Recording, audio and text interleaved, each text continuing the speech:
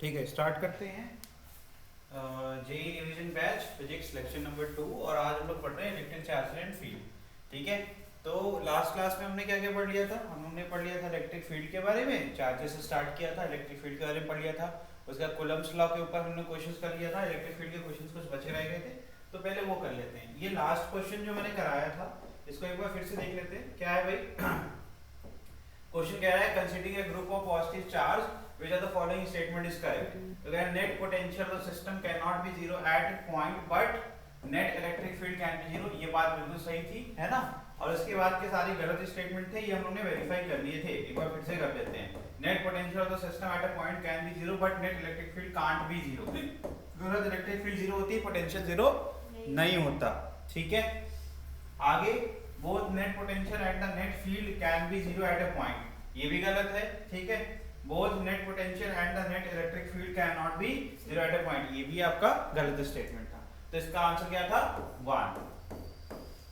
ठीक, नेक्स्ट एक क्वेश्चन ये है, charges q1 q2 are at point a and b of right angle triangle OAB, the resultant electric field at point O is perpendicular to the hypotenuse, then q1 upon q2 is, आपसे एक बार पूछना क्या है, q1 upon q2 का ratio कितना होगा? ठीक है, फिर से एक बार देख लीजिए, आपको एक यहाँ पर दिख रहा है, फिगर दिख रहा होगा, है ना? एक आपका ट्रायंगुलर फॉर्म का शेप है, वहां पर आपके दो वर्टिसेस में q1 q2 को प्लेस कर दिया गया है। ठीक है, तो कह रहा है resultant electric field at point O, point क्या है यहाँ पर, जो रिजल्टेंट इलेक्ट्रिक फील्ड है is perpendicular to the hypotenuse. क्या है भाई? पर हाइपोटेनस के परपेंडिकुलर, मतलब वो किस लाइन पर लाई करेगी? इस लाइन पर लाई करेगी, जो कि कितना बना रही है, 90 डिग्री बना रही है विद द हाइपोटेनस। हाइपोटेनस क्या होता है? लार्जेस्ट साइड, है ना? तो आपसे पूछना है q1 अपन q2 की वैल्यू कितनी होगी। ठीक है, चलिए भाई मैं करके दिखा रहा हूँ। देखो बहुत ही आसान क्वेश्चन था ये। मैंने आपको एक चीज पहले हेल्प कर दी, मैंने क्या बना दी, लाइन ऑफ एक्शन। ठीक है, जिससे आपको पता रहेगा इसी लाइन पे रिजल्टेंट होने वाला है, जो कि क्या होगा, परपेंडिकुलर होने वाला है। ठीक है, तो यार एक सिंपल सा है, यहाँ पर q1 q2 का नेचर नहीं है कि हम क्या मानेंगे, इसको पॉजिटिव मानेंगे, और पॉजिटिव जैसे क्या होता है, इलेक्ट्रिक फील्ड हमेशा आउटवर्ड होती है। तो एक चीज तो क्लियर हो गई कि किसी भी पॉइंट P पर अगर इलेक्ट्रिक फील्ड निकालनी है किसी भी चार्ज के कारण, तो कहते थे अपन, एक फॉर्मूला होता है इलेक्ट्रिक फील्ड का, क्या होता है, KQ/R², है ना? जहाँ पर ये Q क्या है, जो अप्लाई करता है इलेक्ट्रिक फील्ड को। तो यहाँ पर क्लियर है कि ये आउटवर्ड फील्ड कहाँ जा रही है, इसकी डायरेक्शन क्या हो जाएगी, ये हो गया तुम्हारा E2, इसकी डायरेक्शन क्या हो जाएगी, ये हो जाएगा तुम्हारा E1। रिजल्टेंट कहाँ आ जाएगा, ये देखो डायग्राम से तो क्लियर हो गया कि E नेट ये रहा तुम्हारा। समझ में आ रहा है कि नहीं आ रहा है? ठीक, तो पहले electric field due to Q2 निकाल लेते हैं। तो electric field due to Q2 क्या हो जाएगा, electric field due to, yes, KQ2 upon x2 square.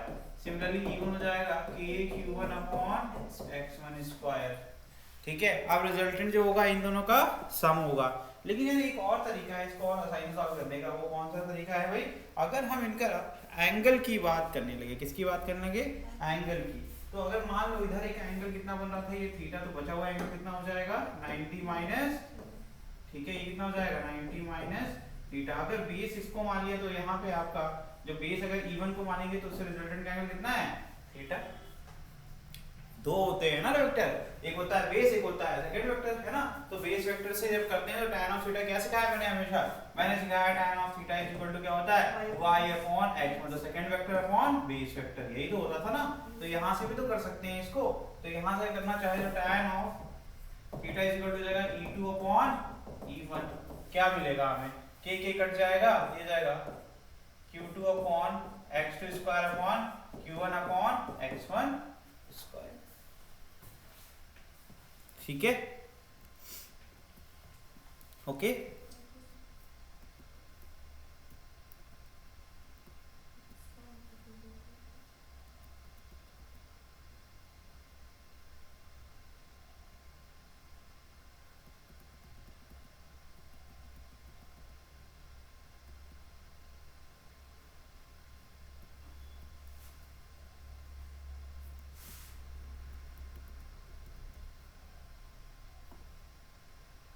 हो गया? नहीं कर पाओगे अभी बेटा, खत्म हो गया question. tan of theta Pythagoras होता है। अच्छा ये मुझे बताइए, व्हाट इज दिस एंगल, ये एंगल कितना होगा, ये 90, ये 90 में से क्या हो जाएगा, थीटा। तो थीटा के सामने की साइड, अब पूरा बड़ा वाला ले लो ट्रायंगल, कौन सा, AOB, थीटा के सामने की साइड परपेंडिकुलर, ये क्या हो जाएगा, बेस, एक हो जाएगा हाइपोटेनस, tan थीटा ये तो ऑलरेडी किया, मुझे लगा ये हो गया आपका, tan क्या हो जाएगा ये बताइए, tan theta will be equal to sir simple perpendicular upon base, perpendicular x1 है और ये जाएगा बेस हो जाएगा x2 इज इक्वल टू क्या आ जाएगा यहाँ पर q2 x1 square upon q1 x2 square. Answer आपके सामने है बेटा।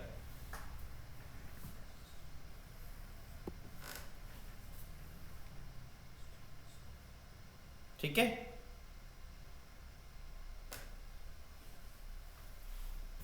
तो यहां से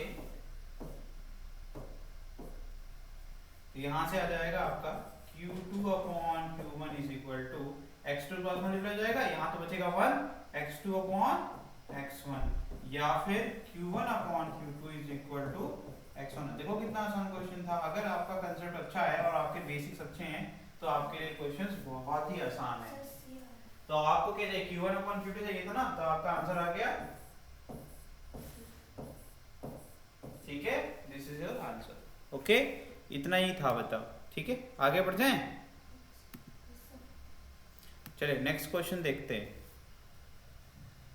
consider the force F on charge Q due to uniformly charged spherical shell, spherical shell मतलब जो hollow होता है ना, sphere, hollow sphere of radius r carrying charge Q distributed uniformly over it.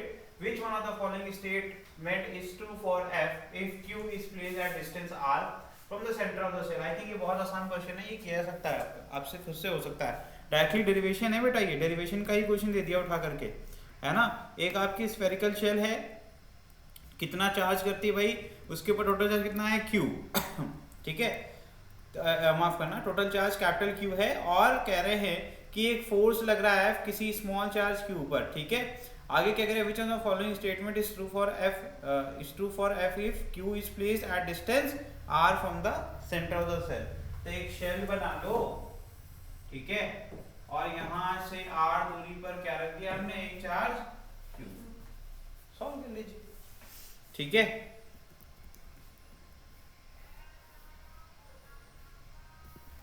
बेटा ये सिंपल है, केस 1 केस 2 केस 3 करके पढ़ाया था। देखो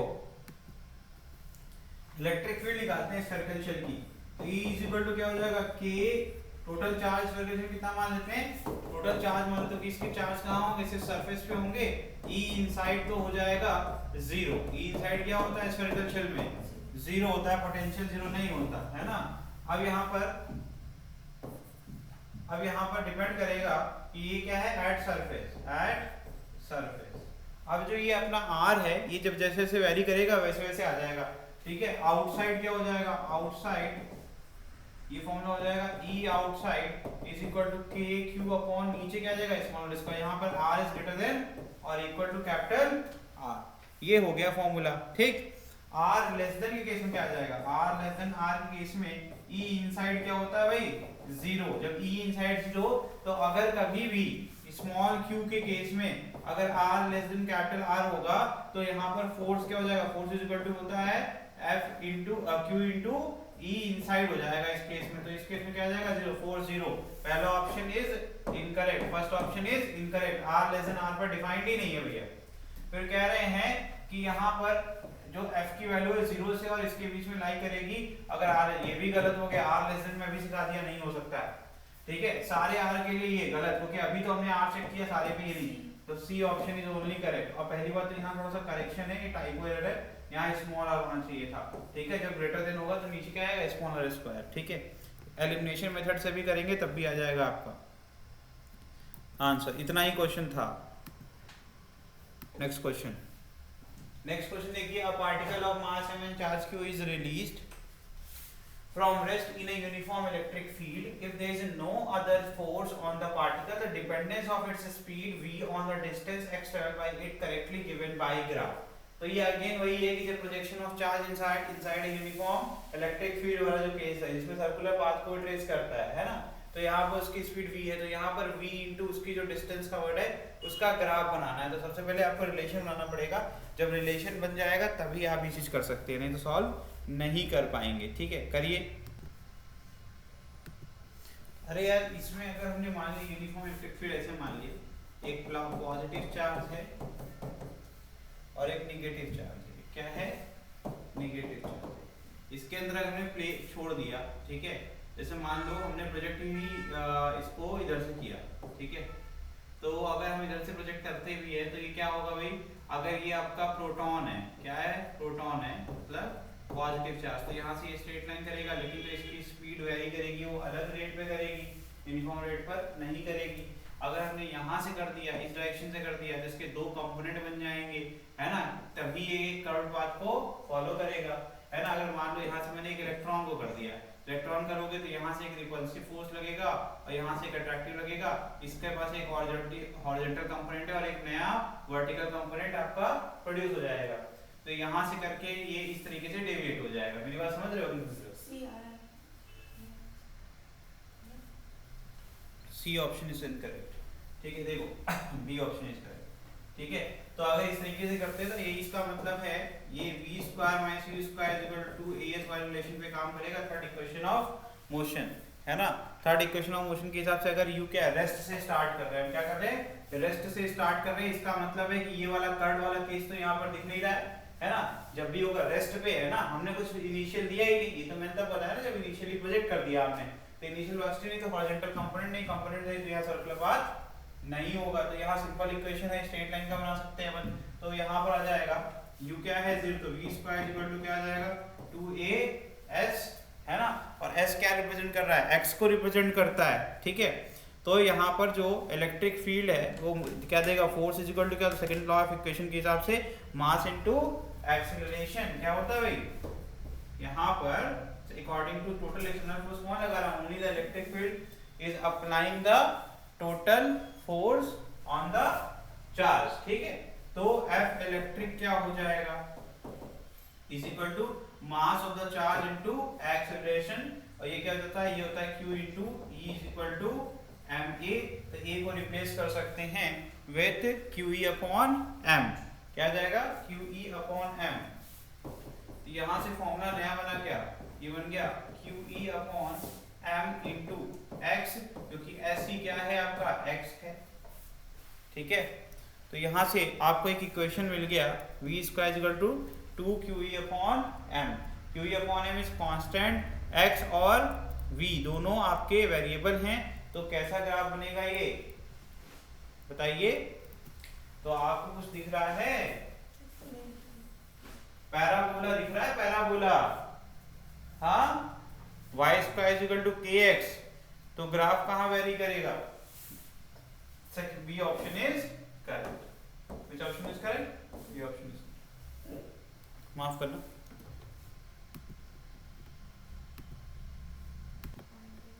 y is equal to kx square. दो इक्वेशन हो गए ना, एक हो गया आपका y is equal to kx square, यहाँ जो पैराबोला बनता है वहां पर y एक्सिस के अलोंग बनता है। किसके अलोंग? Along y axis. यहाँ जो बनता है वो क्या बनता है? Along x axis. तो ये पैराबोला का इक्वेशन मैच कर रहा है। तो हमने ग्राफ वाले क्वेश्चंस को ऐसे ही करना होता है बेटा, कि हम पहले इक्वेशन बनाते हैं, अपना फॉर्मूला बनाते हैं, और उस जनरल फॉर्म को हम कंपेयर करते हैं विद द एग्जिस्टिंग जो आपके ग्राफ्स आपने पढ़े हुए हैं, वहां से ही किया जाएगा। ये तुक्का मारने वाली चीज नहीं है, हर चीज के पीछे एक मैथ लग रही है, ठीक है। तो जहां पर ये y equal to x square, देखो x की दो वैल्यू पर y की सेम वैल्यू आएगी, कि अगर हम 1 मान लेते हैं तो मान लो x की वैल्यू +2 है, तब भी आपका y इक्वल टू 4 आ गया, और आपका -2 है तब भी आपका, ठीक है। समझ में आ रहा है कि नहीं आ रहा? तो इस तरीके से करना होता था क्वेश्चन, और कुछ नहीं था उसमें। चलिए देखिए next question. For a uniformly charged ring of radius r, the electric field on its axis has the largest magnitude at a distance h from its centre, then value of h is. तो कह रहे हैं एक ring, तो ये सब derivation मैंने कराए हुए हैं, ठीक है। तो कह रहे हैं उसके सेंटर से एक्सिस तो ही जाती है ना, कह रहे हैं कि यहाँ से यहाँ तक की डिस्टेंस जो है वो h है, और ये वो पॉइंट है जहाँ पर इसकी मैक्सिमम, तो मैक्सिमम क्या होगी यहाँ पर इसकी इलेक्ट्रिक फील्ड।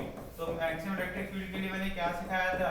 रेडियल आपका क्या बन जाने, क्या सिखाया था? जो डायग्राम मैंने सिखाया था, मैंने कहा था ये कोन बन जाएगा। कैसा बन जाएगा? कोन। ये इस तरफ जाएगा, है ना, इसका रिजल्टेंट ये इस तरफ जाएगा।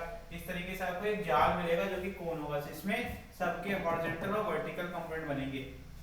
तो आपने ये पाया था कि वर्टिकल कंपोनेंट कैंसिल आउट हो जा रहे थे और हॉरिजॉन्टल, तो यहाँ से एक बन रहा था, यहाँ से एक एंगल बन रहा था। तो अगर एक एंगल यहाँ पर ये थीटा है तो ये भी एंगल थीटा है, तो यहाँ बनता था डी कॉस थीटा। फिर हम क्या करते थे, इस पे लिमिट लगाते थे इंटीग्रेशन की, है ना। कहते थे कि जो टोटल रिंग का है perimeter that is 2 pi R, हम कहते थे radius of the ring is R, 2 pi R से हम क्या कर देंगे, इंटीग्रेट कर देंगे टोटल, तो सारे चार्ज आपके मिल जाएंगे। तो क्योंकि ऐसे D cos theta plus D cos theta जितने भी आपके कंपोनेंट है सबको करना पड़ेगा। मैंने सिर्फ 2 कंपोनेंट दिखाए तो उसकी वजह से ये आपको यहाँ पर 2 कंपोनेंट मैंने ऐड किए, लेकिन इंटीग्रेशन लगा देंगे तो सारे के सारे ऑटोमेटिकली ऐड हो जाएंगे, है ना। तो इसका डेरिवेशन तो नहीं करना है, लेकिन क्योंकि हमने पहले पढ़ा हुआ है इसलिए मैंने रिवीजन करा दिया डायरेक्टली। और इसका एक फॉर्मूला होता है, क्या होता है भाई, E net will be equal to, क्या होगा, लिखिए के क्यू एच अपॉन क्या होता था, H square plus R square. कैसे निकालते थे यार, ये hypotenuse under root H square plus क्या आता था, R square, it is the distance of the point जो भी है जहां पर हम नेट इलेक्ट्रिक फील्ड निकाल रहे हैं, ठीक है। और डिनोमिनेटर क्या के क्यू अपॉन आर स्क्वायर होता था, तो अब यहाँ पर क्या जाएगा, एक एक्स्ट्रा आ जाएगा 3/2, ठीक, ये फॉर्मूला होता था, है ना। Electric field on the axis of a ring of radius R at a distance h from the centre, है ना। अब कह रहे हैं कि मैक्सिमा की बात करो, मैक्सिमा की बात कर रहे हैं तो इलेक्ट्रिक फील्ड मैक्सिमा कैसे होगी, अरे यार मैक्सिमा मिनिमा कंसेप्ट पढ़ा था, है ना। डी बाई क्या कर देंगे, डी एच पोजीशन के रिस्पेक्ट में, अगर इसको इसकी जो डिफरेंशिएशन है फर्स्ट डेरिवेटिव है उसको 0 से इक्वेट कर देंगे तो हमें h की वो वैल्यू मिल जाएगी जिस पे आपकी इलेक्ट्रिक फील्ड क्या है, मैक्सिमम होगी। तो हाँ मैक्सिमम हो गया, लेकिन क्वेश्चन पहले से दिया है मैक्सिमा, तो हमें मिनिमा के लिए चेक नहीं करना होगा।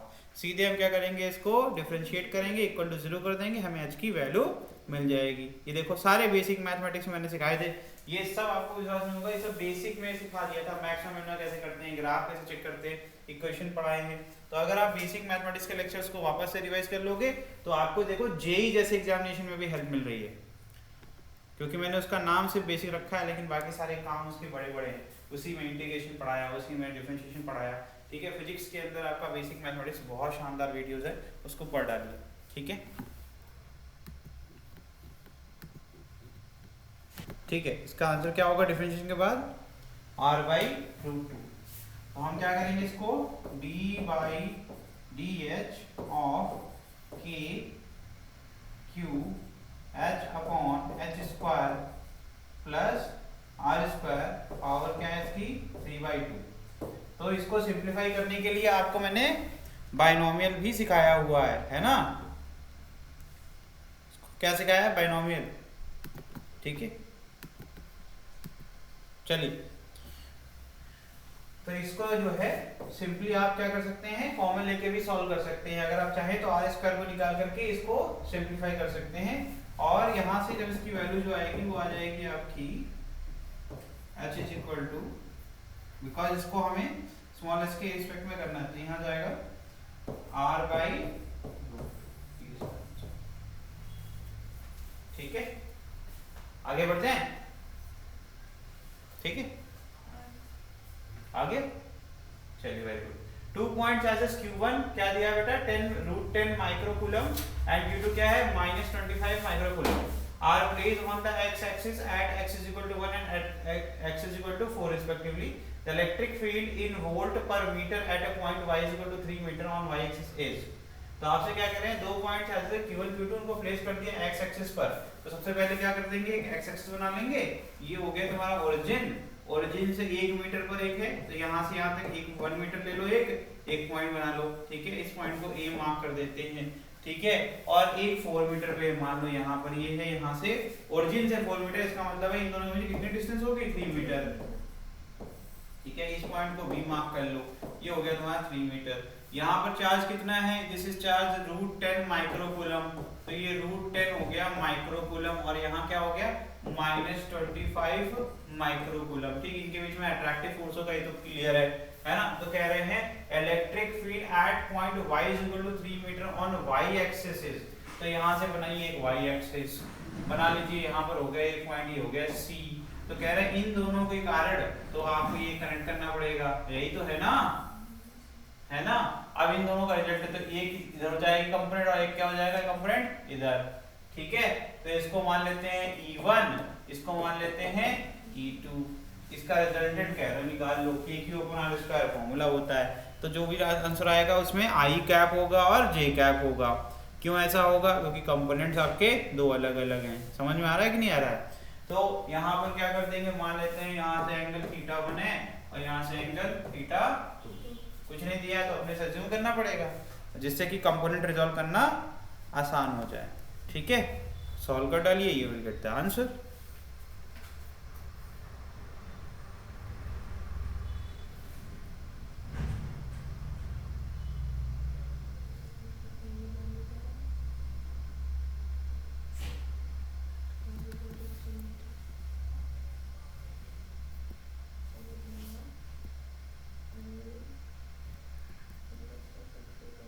पहले E1 निकालो फिर E2 निकालो।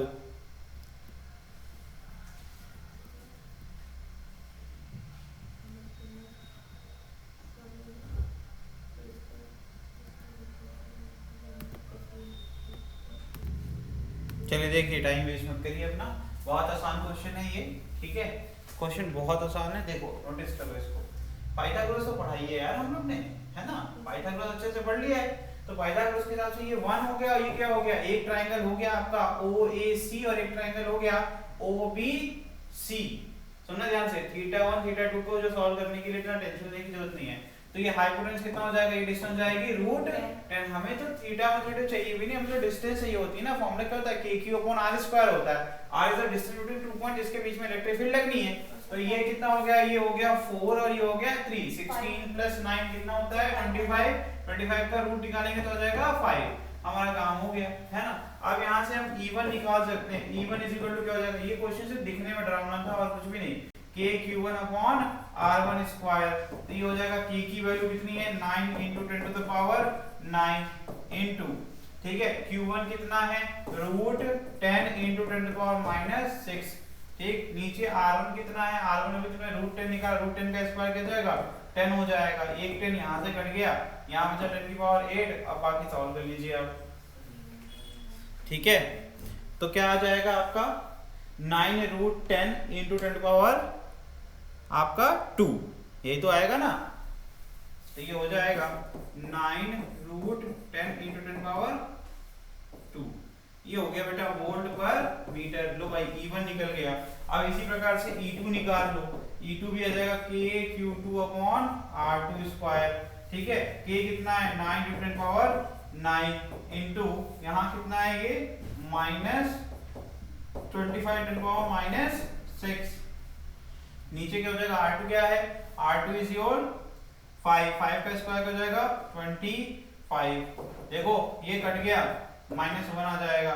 बस सॉल्व कर लीजिए, ये हो जाएगा -9 × 10⁻³ वोल्ट पर metre. -Sign direction of electric field दे रहा है, ठीक है। इतना ही करना था, ठीक है।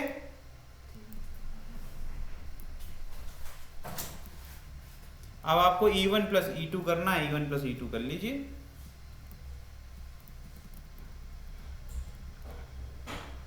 ठीक है।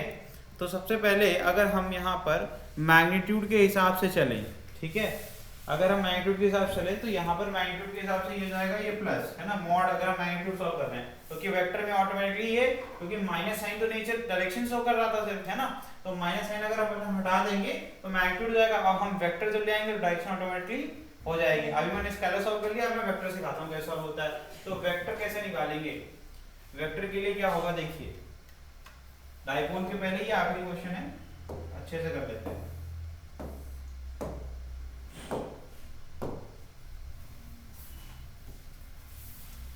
ठीक है, देखो ध्यान से देखो, तो यहाँ से आ जाएगा, अगर हमें वेक्टर के फॉर्म में करना, अब मैं वेक्टर लिखता तो मैग्नीट्यूड अपन ने निकाल लिया, कितना आया था 9 √10 × 10⁻²। ठीक। अब यहाँ पर जरा कंपोनेंट सॉल्व करते हैं। तो कंपोनेंट हमारे पास है नहीं, तो हम क्या करेंगे, इसके एक I कंपोनेंट बनेगा, एक J कंपोनेंट। कैसे बनेगा देखो जरा ध्यान से, इसको देखो बेटा, इसका कॉस कंपोनेंट किधर आ रहा है, -I की तरफ आ रहा है कि नहीं आ रहा है, देखो नोटिस करो। यहाँ से अगर हम पहले मिटा रहा हूँ फिगर को, दोबारा से बना रहा हूँ, एक नया फिगर बना रहा हूँ, ठीक है। नोटिस करना, आप अच्छे से बनाऊंगा और आपको समझ में भी आएगा। तो बोला गया था कि वाई एक्सिस यानी कि वाई एक्सिस हो गई ये, और ये हो गया तुम्हारा ओरिजिन, ये हो गया मेरा 1 मीटर पे रखा हुआ पॉइंट ए, यही तो था ना, ये हो गया 3 मीटर पे रखा हुआ पॉइंट। ठीक है, अब देखो यहां से ये लाइन ऐसे जा रही है, ठीक, ये हो जाएगा E1। ठीक है बेटा, अच्छा ये बताओ अगर यहाँ पे ये θ1 बना तो यहाँ पे कितना बनाएगा, यहाँ पर भी सेम, अगर मैंने x एक्सिस के पहले बनाया तो ये भी जाएगा आपका θ1। तो एक कंपोनेंट कहाँ आ जाएगा, E1 cos θ1, और एक क्या आ जाएगा y एक्सिस के लॉन्ग आ जाएगा E1 sin θ1। क्या भाई सही कह रहा हूँ? तो जो साइन कंपोनेंट है वो तो जाता है सही डायरेक्शन में, दैट इज किस डायरेक्शन जा रहा है, प्लस y में, लेकिन cos कंपोनेंट कहाँ जा रहा है, ये माइनस आई कैप में जा रहा है और ये प्लस जे कैप में। मेरी बात समझ रहे हो नहीं समझ रहे हो? समझ रहे हो ना? अगर समझ रहे हो तो टोटल नेट इलेक्ट्रिक फील्ड का अगर वेक्टर फॉर्म लिखेंगे तो वो किसका होगा, cos θ1 minus I cap plus sin θ1 plus J cap. क्या भाई सही है? तो मैग्नीट्यूड हो गया और डायरेक्शन हो गया। ठीक है, सर जब दूसरा वाला बनाएंगे तो sin θ1 और sin θ2 तो है बेटा। कुछ नहीं। फिर इसी प्रकार से जब हमने यहाँ पर पॉइंट बी ले लिया, ठीक, तो उसका कंपोनेंट क्या होगा, उसका भी कंपोनेंट आपका इसी प्रकार से, ये है तुम्हारा E2, तो E2 का एक कंपोनेंट आ जाएगा cos θ1 की तरफ, और आ जाएगा आपका यहाँ पर एंगल कितना बन रहा है, ये θ2 बनेगा, और एक साइन, तो यहाँ पर नेट रिजल्टेंट क्या आ जाएगा, यहाँ आ जाएगा E2 sin θ2, ये भी j कैप, और यहाँ नीचे क्या आ जाएगा बेटा, plus E2 cos θ2 minus i cap. ठीक, तो मैंने अब E2 का भी लिख दिया ना, फिर दोनों को ऐड करके रिजल्टेंट निकाल लेंगे। ये क्या था, 9 × 10⁻3, यही था ना इसमें मैग्नीट्यूड, और इसका डायरेक्शन क्या हो जाएगा, cos θ2 minus I cap plus sin θ2 j cap. ठीक, और E नेट क्या होगा, E नेट जो होगा सर वो E1 vector plus E2 vector, यही तो होगा। ठीक है, अब दोनों को ऐड कर डालो। सबसे बड़ा खेल क्या है पता है, हमें cos θ1 नहीं पता है, sin θ1 नहीं पता है, cos θ2 पता है और sin θ2 पता है। कैसे, मैं कहूंगा बेटा पाइथागोरस तुमने खुद सॉल्व किया, तुम्हें बेस पता है, बेस ये रहा तुम्हारा, है ना, बेस कितना है 4 मीटर θ2 के लिए। ठीक है, हाइपोटेन्यूज कितना है 5, बेस अपॉन हाइपोटेन्यूज तो होता है cos θ, है ना, और sin θ क्या होता है परपेंडिकुलर, परपेंडिकुलर कितना पता है तुमको 3 मीटर, सब तो पता है, तो तुम्हें क्यों टेंशन लेनी है। तो यही लिख देता हूं cos θ2 is equal to base upon hypotenuse 4/5, sin θ2 is equal to perpendicular upon hypotenuse. ठीक, cos θ1 इज इक्वल टू कितना हो जाएगा भाई, बेस कितना है 1 मीटर और अपॉन हाइपोटेन्यूज कितना था √10, ये हो जाएगा 1/√10, और sin θ1 इज इक्वल टू कितना है बताइए 3/, ठीक। अब क्या करेंगे बेटा, सारी वैल्यूज पुट कर डालो और सिंपल सॉल्व कर डालो, ये जाएगा 9√10, ये आ जाएगा कितना आएगा, ये cos θ1 कितना है 1/√10 minus I cap plus sin θ1 कितना है 3/√10 प्लस j कैप प्लस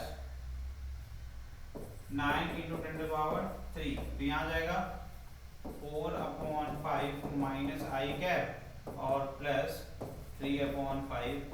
अब बताओ ये क्वेश्चंस कठिन थे? क्वेश्चंस कठिन नहीं होते हैं, हम एग्जामिनेशन में अपने बेसिक्स को छोड़ करके बाकी सब चीज पे विश्वास रखते हैं। सर एक हम लोग का नेगेटिव था, एक पॉजिटिव था, बी वाला नेगेटिव था, तो दोनों के लिए इलेक्ट्रिक फील्ड सेम लगेगी, मतलब ये तो ठीक है। एक चीज तृप्ति ने बोली यहाँ पर जो कि बिल्कुल सही बोली, इसने बोला कि सर दो एक पॉजिटिव और नेगेटिव है, मैंने दोनों को पॉजिटिव यहाँ लिखा नहीं, पिछले वाले में लिखा था, यहाँ नहीं लिखा था, इसलिए गलती हुई। ये नेगेटिव है, नेगेटिव है तो इसकी डायरेक्शन ऑफ इलेक्ट्रिक फील्ड क्या हो जाएगी, direction of electric field change हो जाएगी बेटा। ठीक है, वेरी गुड तृप्ति, तुमने सही चीज की है बिल्कुल। ठीक है, और ऐसे ही पढ़ना भी चाहिए, गलती किसी से भी हो सकती है। ठीक है, यहाँ बाकी सब कुछ ठीक था, गलती क्या हो गई मुझसे, ये E1 था, ये E1 cos थीटा, ये भी सीख लेगा यहाँ भी, लेकिन यहाँ बस कर दूंगा मैं प्लस आई कैप। कैसे? क्योंकि जो इलेक्ट्रिक फील्ड E2 होगी वो क्या होगी, इनवर्ड होगी। किधर होगी? इनवर्ड। तो एक्शन में डायरेक्शन में इलेक्ट्रिक फील्ड E2 क्या आ जाएगी, ये, और E2 का जो एंगल बनेगा वो यहाँ बनेगा θ2, और ये बन जाएगा E2 cos θ2, और ये हो जाएगा प्लस आई कैप। ये ठीक हो गया। फिर साइन कहाँ बन जाएगा, साइन नीचे आ जाएगा, E2 sin θ2, तो यहाँ पर माइनस कर लो बस, माइनस जे कैप हो जाएगा, माइनस जे कैप। वेरी गुड कृति, सही किया तुमने, ठीक है, इसलिए वहां को प्लस साइन लिया था। तो बाकी ठीक कर लीजिए, ये हो जाएगा, अभी भी सही है, कैलकुलेशन तो अभी भी सही है, ठीक है, ये प्लस कर दीजिए और यहाँ पर माइनस, ठीक है, वेरी गुड, ठीक है।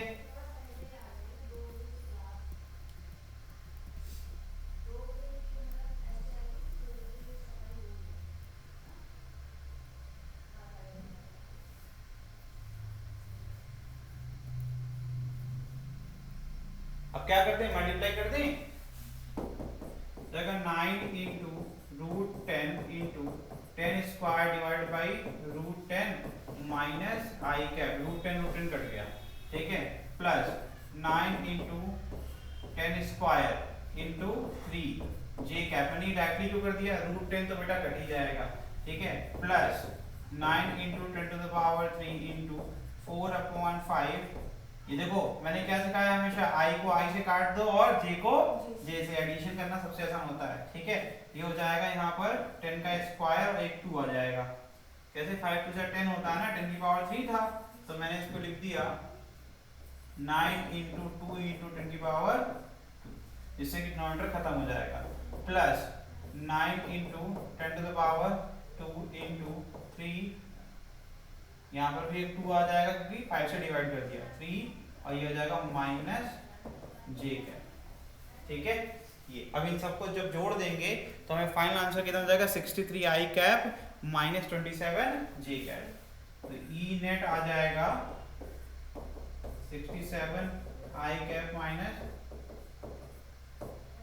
Into 10 to the power 2 volt पर मीटर। आई थिंक जोड़ तो आप सकते ही हो, 10 की पावर 2 यहाँ भी, यहाँ भी, यहाँ भी, यहाँ भी, चारों में कॉमन है, बाहर निकाल लो, ठीक है। देखो ये 9 माइनस 9 आई कैप, ठीक है, और यहाँ पर क्या है देखिए 9 टू 18 18 और 4 जा, ठीक है, ये प्लस आई कैप, इनको सब्ट्रैक्ट करके सॉल्व करेंगे 67 आ जाएगा, ठीक है, ये प्लस में है और ये माइनस में है, फिर 9 3 जा 27 जे कैप, और यहाँ पर भी माइनस, देखिए 27 इंटू 2 माइनस जे कैप, तो ये निगेटिव आ जाएगा माइनस 27 जे कैप, ठीक है, ट्वाइस है इसलिए ये माइनस 27 बचेगा। इस तरीके से कैलकुलेशन के डायरेक्टली।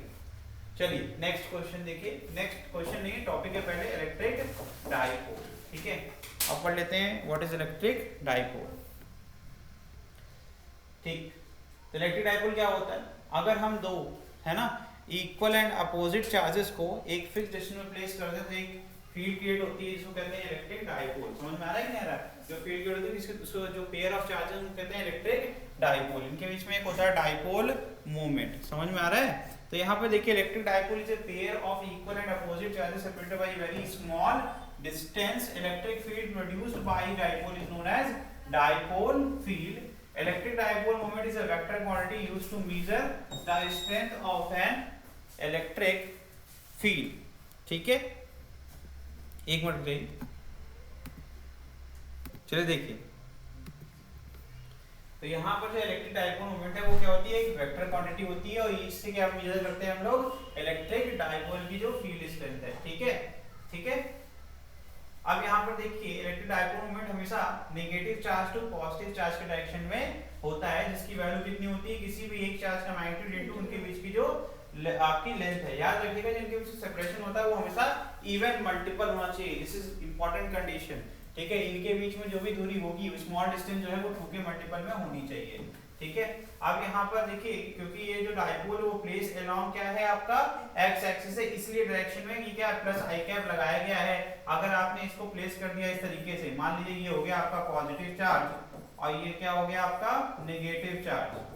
ठीक है, और ये किस तरह है वर्टिकली प्लेस्ड है। देखो तो डाइपोल मोमेंट क्या हो जाएगा, बताइए जे कैप के अलोंग। अभी इसको उल्टा कर देंगे तो माइनस जे, तो ध्यान क्या है, ऐसे तो आई कैप रट जाएंगे तो दिक्कत हो जाएगी। तो इंपॉर्टेंट क्या है, ये याद करना कि माइनस चार्ज से प्लस चार्ज की तरफ होगा हमेशा। The magnitude of electric dipole moment is equal to the product of magnitude of either charge and the distance between the two charges.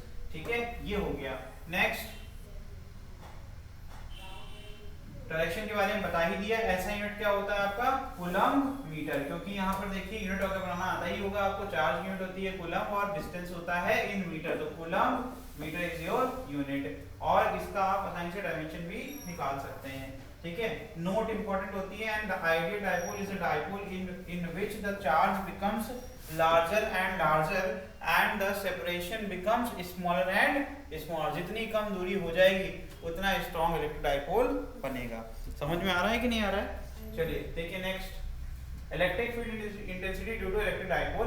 तो इसमें दो केसेस होते हैं, एक होता है इक्वेटोरियल, एक होता है एक्सियल। ठीक है, इक्वेटोरियल क्या होता है, जो लाइन कनेक्टिंग द डायपोल, दोनों को जो कनेक्ट करने वाली जो लाइन होती है, उस लाइन पर लाई करने वाला कोई भी पॉइंट, उसको कहते हैं एक्सिस के अलोंग है। क्या कहते हैं, अलोंग द एक्सिस। अगर कोई भी लाइन, कोई भी पॉइंट लाई करता है, जैसे मान लो ये डायपोल है, इसके परपेंडिकुलर है, मतलब अगर कनेक्ट करते हैं इनको इसके मिड पॉइंट से, तो क्या बन जाएगा, एक परपेंडिकुलर बनेगी, कितनी बनेगी। तो याद रखिएगा, line passing perpendicularly through the mid point of the dipole is equatorial axis. ठीक है, इक्वेटोरियल एक्सिस कहते हैं उसको। दो ही केस पढ़ने होते हैं। जो इक्वेटोरियल एक्सिस होती है उस पर कोई भी इलेक्ट्रिक फील्ड निकालते हैं तो कहते हैं, इक्वेटोरियल पॉइंट पर कोई भी इलेक्ट्रिक फील्ड निकालने के लिए जो आप करेंगे, सिंपल यूज करेंगे। कैसे, हम अगर मान लेते हैं कि यहाँ पर एक डायपोल रखा हुआ, एक पॉजिटिव चार्ज है और एक नेगेटिव चार्ज है, तो क्लियर है कि हमने अभी सिखाया कि ऐसी कोई भी लाइन जो इन दोनों की जो डिस्टेंस है उसके मिड पॉइंट्स होकर गुजरे और उसके वो परपेंडिकुलर हो, तो यहाँ पर मैंने लिया एक पॉइंट P, तो देखो इससे क्या होगा, एक आउटवर्ड फील्ड होगा, इससे क्या होगा, तुमने ही अभी पिछले क्वेश्चन में सही किया था, वेरी गुड, ये हो जाएगा इनवर्ड। ठीक है, इनका रिजल्टेंट कहाँ आ जाएगा, इस तरह। समझ में आ रहा है कि नहीं आ रहा है? तो ये होगा इक्वेटोरियल और एक्सियल के दो केसेस। तो मैंने आपको जल्दी जल्दी दोनों चीजें बताई हैं। अभी मैं इसके फॉर्मूलेज और आपको डायग्राम भी सिखाऊंगा। देखो, तो एक्सियल में क्या है, अगर कोई भी पॉइंट लाई करता है कि बी मतलब पॉजिटिव चार्ज के राइट साइड में, ठीक है, तो हमने एक केस किया सिंपल। कैसे करेंगे, देखो हमने कहा कि यार पॉजिटिव चार्ज की वजह से क्या होगा, एक रिपल्सिव लगेगा, तो यहाँ लिखा है देखो, electric field due to B that will be repulsive, है ना। और हमने फिर कहा नेगेटिव चार्ज की वजह से क्या होगा, electric field due to A will be attractive. Attractive होगा कि नहीं होगा, जो हमने पॉइंट पी पर चार्ज लिया वो कौन सा लिया, पॉजिटिव चार्ज ले लिया। तो सिंपल फॉर्मूला पहले डिस्टेंस चाहिए, क्योंकि इलेक्ट्रिक फील्ड का फॉर्मूला होता है A = KQ/R²। ठीक है, तो इसका मतलब है B से पहले सॉल्व करेंगे, EB निकालना है, तो कुछ नहीं करना है कि अगर यहाँ पर ध्यान से देखिए, मान लेते हैं mid point of the dipole से जो पॉइंट B है उसकी डिस्टेंस कितनी है, x। कितनी डिस्टेंस है, x। तो इसका मतलब है अगर हमें नेट निकालना है तो एक चीज तो क्लियर है कि EB के लिए डिस्टेंस हमें निकालना पड़ेगा। तो EB से क्या हो जाएगा, ये डिस्टेंस कितनी हो जाएगी, ये डिस्टेंस हो जाएगी सर x माइनस जो आपका L है, क्योंकि जो total distance between two charges है वो कितनी है, 2L है। तो मिड पॉइंट कितनी डिस्टेंस पे हो जाएगा, L। तो मैं क्या कर दूंगा, x में से L घटा दूंगा, तो बचेगा क्या, सिर्फ BP, है ना, ये डिस्टेंस बचेगी। तो इस तरीके से निकालेंगे। फिर दूसरा निकालेंगे, दूसरे में क्या देखा जाएगा कि यार x में कितना ऐड कर दो, L ऐड कर दो, तो पॉइंट B तक पहुंच जाएंगे। तो दो बार करने के बाद जब सॉल्व करेंगे तो रिजल्टेंट इलेक्ट्रिक फील्ड का फॉर्मूला क्या बन जाएगा, E = 1/4πε0। ये 2pr, p क्या होता है, p जो डायपोल मोमेंट, क्या है ये, तो डायपोल मोमेंट क्या होता है, q × समझ में आ रहा है ना, इस तरीके से। तो ये है, ठीक। अपॉन में क्या आ जाएगा, r² - a² और उसका होल स्क्वायर। समझ में आया, r क्या है, जो डिस्टेंस ली गई थी। ठीक है, इस तरीके से।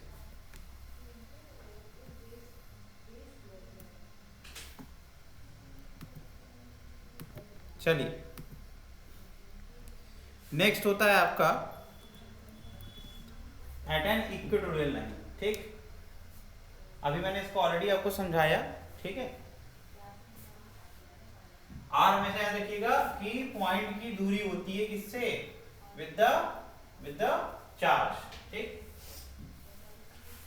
ठीक है, ये देखो ये मैंने सिखाया ना तुम्हें, नेगेटिव चार्ज होगा एक, पॉजिटिव चार्ज होगा। नेगेटिव के लिए क्या होगा, अट्रैक्टिव, और पॉजिटिव के लिए रिपल्सिव, और रिजल्टेंट क्या आ जाएगा दोनों के बीच में। एक और चीज सीख लो, यहाँ एंगल अगर थीटा है तो यहाँ पर भी एंगल क्या होगा, with the resultant angle theta. समझ में आया?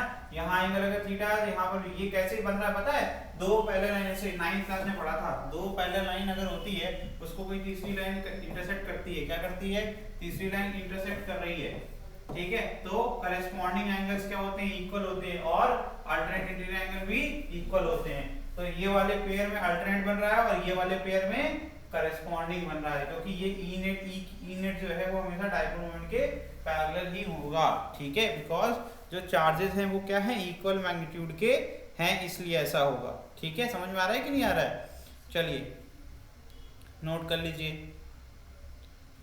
नोट हो गया, आगे बढ़ जाएं। अब निकालते हैं टॉर्क।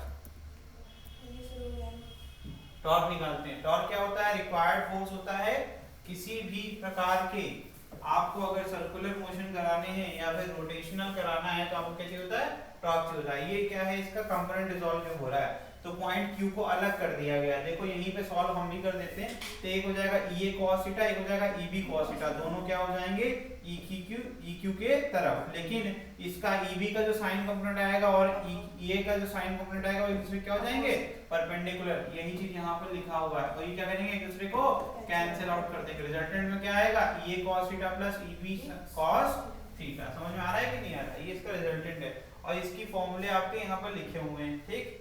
क्या हो जाएगा, K P upon R square plus A square की पावर 3/2।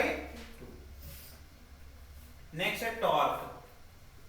टॉर्क क्या होता है, अगर किसी भी इलेक्ट्रिक फील्ड के अंदर हमने प्लेस कर दिया, किसको, डायपोल को प्लेस कर दिया, क्या कर दिया, डायपोल को प्लेस कर दिया, तो भैया हमें पता है इलेक्ट्रिक फोर्स जो होता है F क्या होता है, Q into E, ठीक। अब ये डिपेंड करता है Q का नेचर क्या है, फोर्स अट्रैक्टिव होगा या रिपल्सिव होगा, वो डिपेंड करता है। इलेक्ट्रिक फील्ड हमेशा पॉजिटिव चार्ज से मानी जाती है, तो हमेशा क्या होती है वो इस तरीके से कि पॉजिटिव, अगर पॉजिटिव चार्ज होगा तो उसको रिपेल करेगा, और नेगेटिव होगा तो उसको अट्रैक्ट करेगा। तो नेगेटिव होगा तो इसका मतलब है फोर्स क्या होगा, उसके ऊपर जो लगेगा वो इलेक्ट्रिक फील्ड के अपोजिट डायरेक्शन लगेगा, और अगर आपका पॉजिटिव चार्ज रखा जाएगा इलेक्ट्रिक फील्ड में तो वो हमेशा इलेक्ट्रिक फील्ड के डायरेक्शन में ही फोर्स उस पर लगेगा, जिसका मतलब रिपल्सिव हो रहा है, ठीक है। इलेक्ट्रिक फील्ड हमेशा मानी जाती है कि पॉजिटिव चार्ज से निकल करके आ रही है, ये आपको पता होना चाहिए, ठीक है बेटा। चलिए देखिए जरा कोई ऐसा कलर जो दिखे, ठीक। तो देखो यहाँ पर क्या आ रहा है, इस पे क्या दिख रहा है तुमको, इलेक्ट्रिक फील्ड के अपोजिट है कि नहीं, इलेक्ट्रिक फील्ड डायरेक्शन क्या है ये, और देखो फोर्स डायरेक्शन क्या है, अपोजिट। समझ में आया कि जो कंसेप्ट सिखाया एकदम वही लग रहा है। फिर उसके ऊपर देखो एक डिस्टेंस पर है, एक एंगल पर हमने प्लेस किया था, तो इस वाले चार्ज को ऐसा लगेगा कि आगे की तरफ जाए, और ये वाले चार्ज क्या होगा, अट्रैक्ट होगा। तो एक्शन में आपकी ये पेन ऐसे रखी हुई है, तो अगर मैं इसको आगे की तरफ ऐसे खींच रहा हूँ और इसको पीछे की तरफ, देखो क्या होगा, ये सीधी हो जाएगी कि नहीं हो जाएगी, मेरी बात समझ रहे हैं कि नहीं समझ रहे हैं? तो इसी प्रकार से क्या होगा, ये रोटेट करता है, और जो इसके ऊपर टॉर्क लगता है, जो कि कपल फोर्स जब लगता है, मतलब कि दो एंड पर, किसी भी एक बॉडी के दो एंड पर अगर फोर्स लगे और दोनों क्या हो, इक्वल और अपोजिट, उसको कपल कहते हैं। इसकी वजह से ये क्या करेगा, एक रोटेट करता हुआ, देखो ये रोटेट हो रहा है ना इस तरीके से, तो रोटेट होता हुआ दिखेगा, जिसे कहते हैं कपल फोर्स, और वहां पे उस कपल क्या कहते हैं, टॉर्क, तो मोमेंट ऑफ फोर्स भी कहते हैं। इस टॉर्क की वैल्यू होती है in terms of dipole moment and electric field is P sin theta, and अगर वेक्टर फॉर्म में लिखेंगे, because torque is a vector quantity P cross E, इसका मतलब जो रिजल्टेंट आएगा, रिजल्टेंट टॉर्क आएगा, वो डायपोल मोमेंट और इलेक्ट्रिक फील्ड दोनों के परपेंडिकुलर होगा। समझ में आ रहा है कि नहीं आ रहा है? दोनों के परपेंडिकुलर होगा, ठीक है, इन दोनों के परपेंडिकुलर होगा।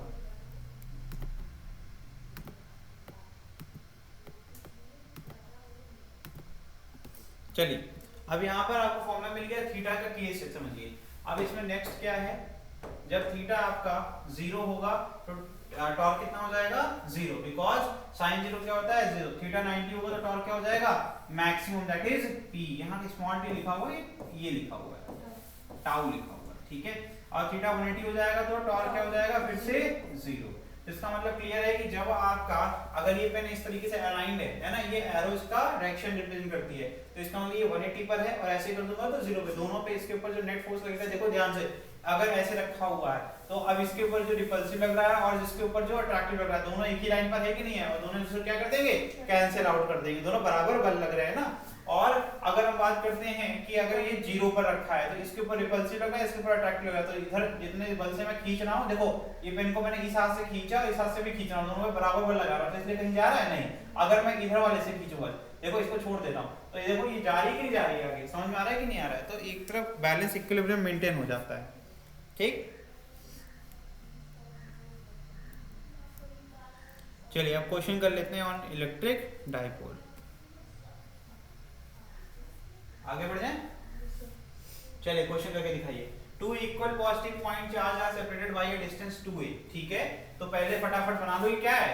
ये जैसे सुना तुमने सेपरेटेड, तुम्हें समझ में आ गया कि ये डाइपोल की बात हो रही है। Of a point from the centre of the line joining two charges on the equatorial line. क्या कह रहे हैं? इक्वेटोरियल लाइन पर at which force experienced by a test charge Q naught becomes maximum. क्या कह रहे हैं कि उस पॉइंट पर क्या हो जाएगा? Maximum is a by root x, the value of x is. ठीक है, और फिर से दो इक्वल पॉजिटिव पॉइंट चार्ज हैं। ठीक है, दो इक्वल पॉजिटिव पॉइंट चार्ज बोल दिए हैं, थोड़ा ध्यान से। The distance of a point from the centre of the line joining two charges on the equatorial line at which force experienced by test charge Q naught becomes maximum. तो पहली बात तो डाइपोल इसलिए नहीं बन पाया ये क्योंकि दोनों क्या हो गए? पॉजिटिव हो गए। लेकिन आपको कंफ्यूज करने के लिए क्या किया गया है? आपको कंफ्यूज करने के लिए जानबूझ के 2a बोला गया, तो यहाँ पर भी Q मान लिया और यहाँ पर भी Q मान लिया। ठीक, आप इसको x एक्सिस पे भी लिख सकते हैं, ऐसा कोई मतलब मैंने कसम नहीं दिखा रखी है कि मैं सिर्फ x एक्सिस बनाऊंगा, मैंने इस क्वेश्चन को जानबूझ करके y एक्सिस किया अपनी सहूलियत के लिए। ठीक है, तो ये हो गया तुम्हारा एक Q और एक हो गया यहाँ पर Q। आप चाहे बेटा तो आप इसको हॉरिजॉन्टल वे सॉल्व करें, ऐसा क्वेश्चन कुछ दिया नहीं है कि आपको x और y पे करना है। ठीक है, इनके बीच की दूरी कितनी है? 2a। इक्वेटोरियल लाइन का मतलब क्या होता है? मिड पॉइंट, यानी कि a डिस्टेंस पर एक परपेंडिकुलर लाइन बना दूं, है ना भैया? तो ये क्या हो जाएगा? a डिस्टेंस पर एक ये लाइन क्या हो गई? इक्वेटोरियल।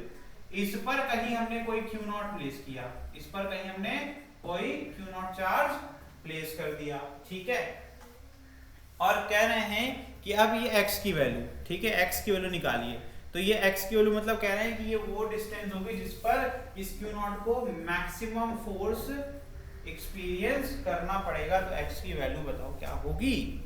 तो मैक्सिमा एंड मिनिमा की बात कर लेते हैं, जैसे डी बाई डी एच किया था पिछली बार मैक्सिमम इलेक्ट्रिक फील्ड, ऐसा एक क्वेश्चन कर चुके हैं ऑलरेडी हम लोग। क्या किया था उसमें? हमने निकाला था maximum electric field eight height h। Sir तो यहाँ पे df by dx कर देंगे। यस, यहाँ df by dx कर देंगे, बस इतना ही करना है, बाकी सब आप कुछ आपको आता है। ठीक है,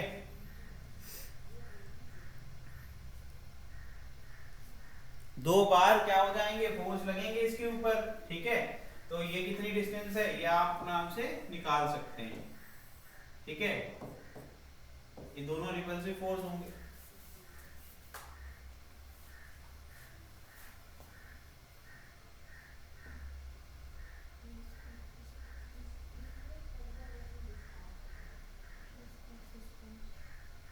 तो टोटल फोर्स आप ही कैलकुलेट कर लीजिएगा, ये इतना आसान है कि आप कर सकते हैं। ठीक है, कैसे करेंगे चलो बता दो।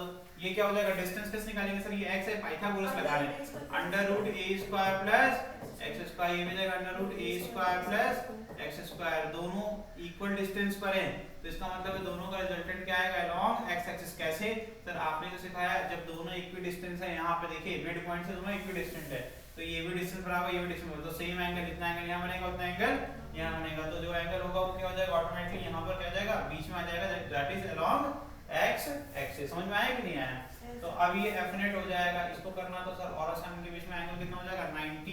कैसे पता? निकाल लीजिए, कोई भी एंगल मान लीजिए, है ना? तो इस तरीके से आप कर सकते हैं।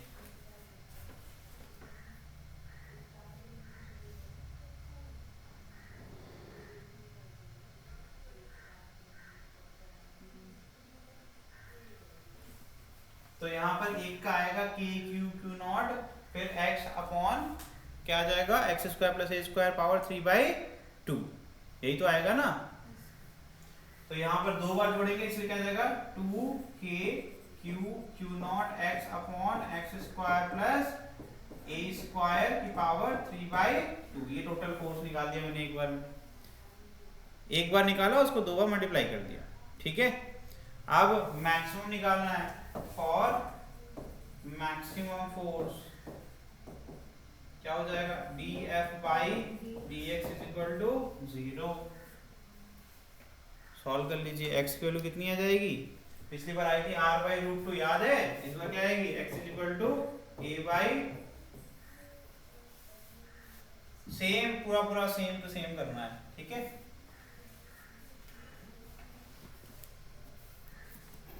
डन। तो तुमने नोटिस किया एक क्वेश्चन पीछे पड़ा, वैसे डेरिवेशन करने की जरूरत नहीं है लेकिन मैं बता देता हूँ, देखिए जिसको नहीं आता है उसके लिए। मान लो ये थीटा 1 बना रहा है, थीटा 2 बना रहा है, ये थीटा 1 बना रहा है, ठीक है, तो ही तो पाइथागोरस थ्योरम बनेंगे, ठीक है। तो ये एंगल कहाँ जाएगा, ये देखो किन दो लाइन के बीच में, तो थीटा 2 यहाँ आ जाएगा और ये थीटा 1 यहाँ आ जाएगा, लगा लो पाइथागोरस cos ऑफ थीटा 1, क्योंकि क्लियर है कि साइन कंपोनेंट इसका क्या हो जाएगा, कैंसिल हो जाएगा, ये साइन कंपोनेंट यहाँ आएगा और साइन कंपोनेंट यहाँ आएगा।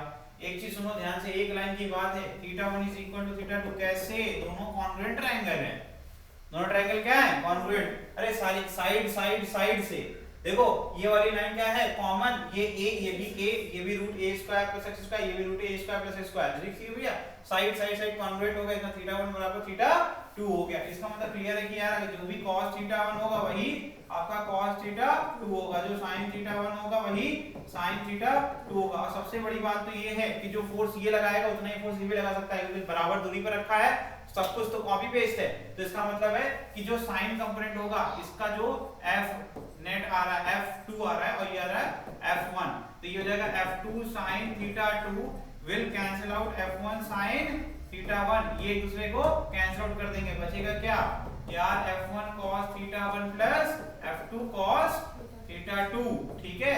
अब cos थीटा 1 निकालना किसको नहीं आता है भाई, base that is x upon hypotenuse that is under root a square plus x square, जिसको अभी भी नहीं आया उसके लिए मैं एक बार भी बस करूंगा आखिरी बार। तो f इज इक्वल टू होता है k q1 q2 upon r square, ठीक है, k q1 q2 upon r square होता है, लेकिन यहाँ पर f1 इज इक्वल टू क्या है भाई, f1 इज इक्वल टू है f net is equal to है f1 cos theta 1 plus f2 cos theta 2।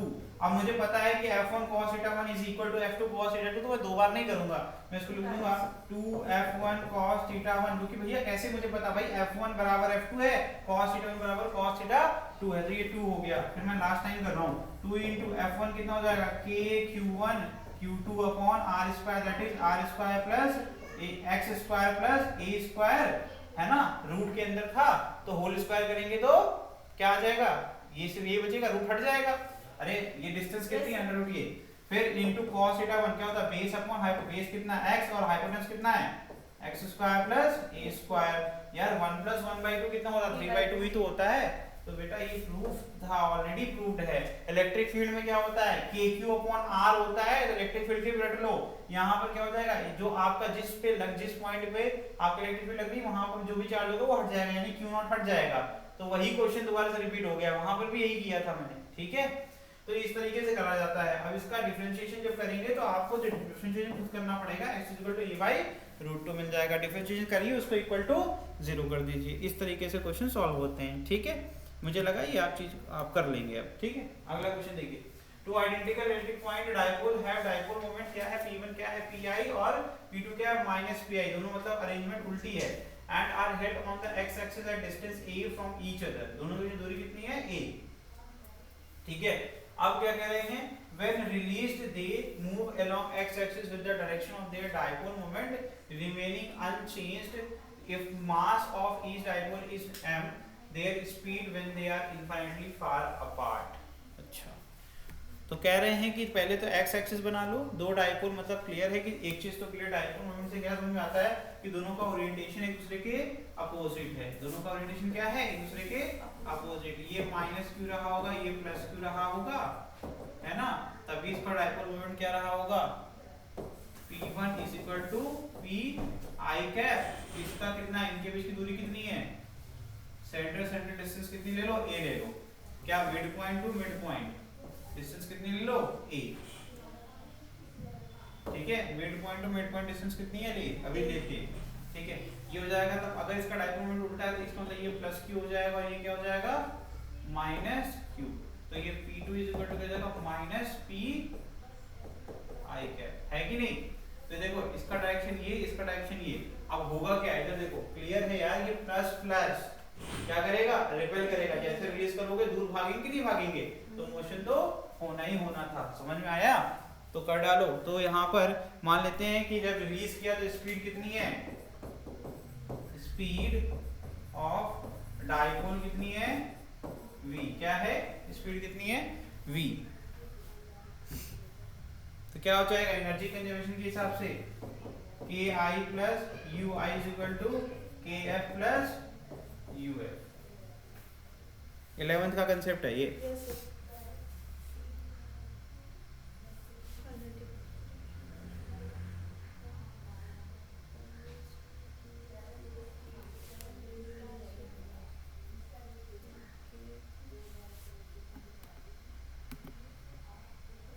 चलो देखो कर रहे हैं, खत्म करते हैं। देखिए देखिए देखिए आपका टाइम अप हो गया। देखिए बेटा इसमें क्या है ना, आपने ये मैंने बनाई थी आपके सेंटर सेंटर डिस्टेंस ये होती है ना, सेंटर मतलब मिड पॉइंट ऐसे ले लो।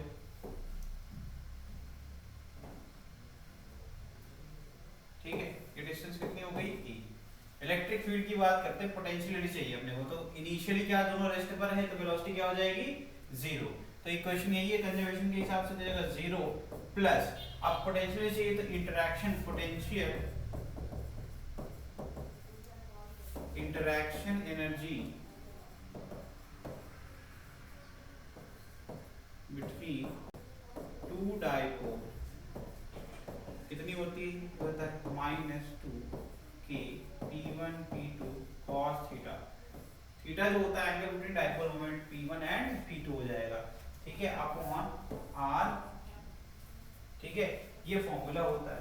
तो डायरेक्टली हम लोग यही यहाँ पर यूज करने वाले हैं। ठीक है, तो यस बेटा बी सही होगा। ठीक है, तो यहाँ पर जो आपका आ जाएगा यही फॉर्मूला यहाँ यूज करेंगे, तो ये आ जाएगा प्लस की जगह आ जाएगा ब्रैकेट लग जाएगा, और इसको अपन क्या करते हैं ना, माइनस कर देते हैं सीधे, -2 k p1 p2। थीटा कितना है सर, p1 इधर जा रहा है, p2 इधर जा रहा है, एंगल कितना हो गया 180 cos 180, ये माइनस माइनस बैलेंस हो जाएगा upon r³ is equal to, अब इंफिनिटी पे पोटेंशियल इंक्रीमेशन कितना हो जाएगा, पोटेंशियल इंटरेक्शन एनर्जी 0 हो जाएगी। इंफिनिटी पे क्या हो जाएगा, 0। लेकिन काइनेटिक एनर्जी क्या होगी, दोनों जब स्टार्ट करेंगे, क्योंकि एक का मास m है, दूसरे का मास भी m है, दोनों करेंगे तो टोटल काइनेटिक एनर्जी क्या हो जाएगी, half m v² plus half m v² plus 0। क्या हो जाएगा, वो mv² हो जाएगा। बस सॉल्व कर लीजिए, आंसर आ जाएगा। और r की वैल्यू क्या है, a है।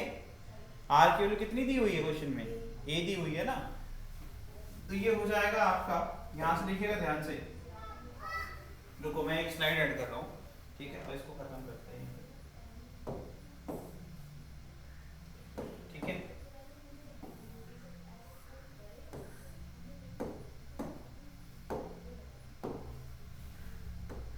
देखिए तो half mv² plus half mv² क्या हो जाएगा, mv² हो जाएगा, इज इक्वल टू, यहाँ क्या हो जाएगा, माइनस, देखो cos नेगेटिव होता है, -1 माइनस क्या हो जाएगा, प्लस जाएगा 2k p1 p2 अपॉन, यहाँ आ जाएगा r की जगह क्या आ जाएगा, a³। ठीक है, यहाँ तक ठीक है। अब हमें क्या चाहिए, v चाहिए, हमें क्या चाहिए था, v। ये हो जाएगा √2k p1 p2 अपॉन, ये जाएगा m। ठीक, समझ में आ रहा है। और P1 P2 को क्या लिख सकते हैं हम, दोनों का डाइपोल मोमेंट क्या होगा, मैग्नीट्यूड में सेम होगा, तो ये हो जाएगा p²। तो यहाँ पर since P1 is equal to P2 is equal to P, ये हो जाएगा √2k p² ma³, या फिर P बाहर आ जाएगा √2k ma³। ठीक है, क्या होता है 1/4 पाई एप्सिलॉन नॉट।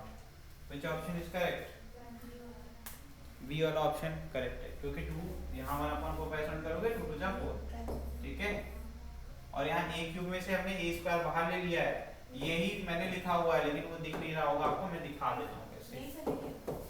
कोई बात नहीं, 2 into ये जगह 1/4 पाई एप्सिलॉन नॉट, ये a² a³ में मैं लिखूंगा a² into a² बाहर चला जाएगा, ये 2 to 4 हो जाएगा, ये हो जाएगा p pi a √1/2 pi epsilon not. यही आपका ऑप्शन बी। चलिए नेक्स्ट क्वेश्चन, ये क्वेश्चन करिए, electric dipole is formed by two equal and opposite charges Q, ठीक है। एक मिनट बेटा, जरा डिस्टर्बेंस हो रही है थोड़ी सी। Two an electric dipole is formed by two equal and opposite charges Q with separation कितना उनके बीच की सेपरेशन दी हुई है d। The charges have same mass, it is kept in uniform electric field E, it is slightly rotated from its equilibrium orientation, then its angular frequency, तो कह रहे हैं इसकी angular frequency क्या होगी। तो यार वही वाला केस हो गया ना, टॉर्क वाला केस, हमने डिस्प्लेस किया स्लाइटली, हम मान लें डायपोल मोमेंट क्या है ये माइनस हो गया, ये प्लस हो गया, तो अब इसके ऊपर जब ये रोटेट करता है तभी उसकी एंगुलर वेलोसिटी होती है, एंगुलर वेलोसिटी जैसे तो ओमेगा निकल जाता है, एंगुलर फ्रीक्वेंसी निकल जाएगा, खत्म हो गया। ओमेगा निकालना है, क्या निकालना है, ओमेगा। तो टॉर्क इज इक्वल टू क्या है, माइनस पी साइन थीटा, ठीक है,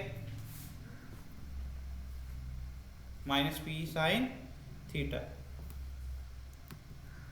आंसर निकलिए।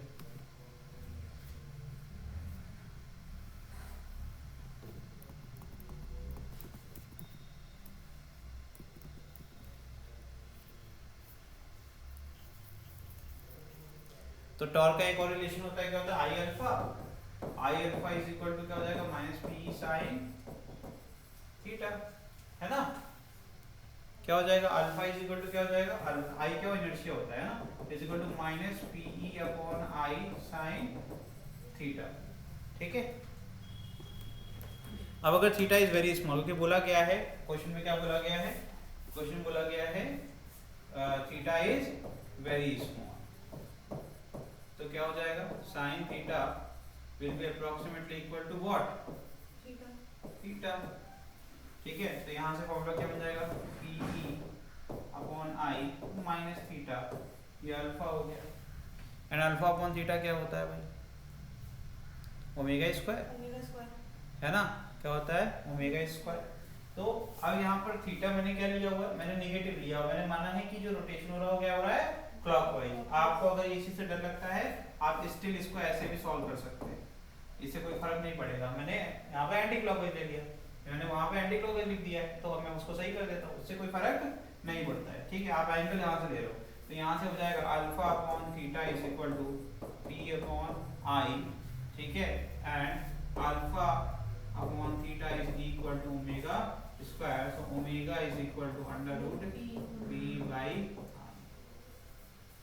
अब आई इज इक्वल टू क्या होता है, एम आर स्क्वायर होता है, और आर कितना हो जाएगा, डी बाई टू, क्या हो जाएगा, डी बाई टू, तो M into D by two का होल स्क्वायर।